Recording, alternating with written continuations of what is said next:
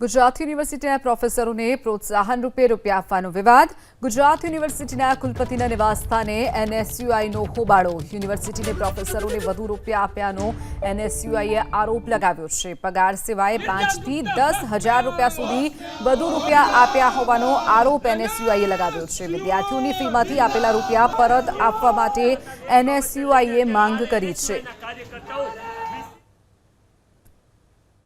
आज रोज एनएसयूआई द्वारा गुजरात यूनिवर्सिटी कुलपति बंगला घेराव करवामां आव्यो।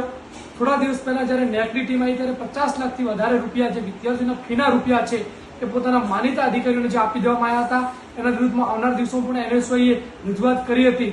છતાં પણ કોઈ પણ નિર્ણય ન લેવાતો આજ રોજ કુલપતિ આવાસનો ઘેરાવ કરવામાં આવ્યો છે। અમારી એક જ માંગ છે કે 50 લાખ રૂપિયા વિદ્યાર્થીના ફીના પૈસા છે, નથી કોઈ કુલપતિના। એટલે કોઈ કમિટી નિર્ણય લીધા વગર સીધા પોતાના જે અધિકારીઓ માનીતા હતા, પોતાના मनपसंद अधिकारी था एमने 5 लाख थी 25,000 रुपया सुधी आपी दीधामां आव्या छे।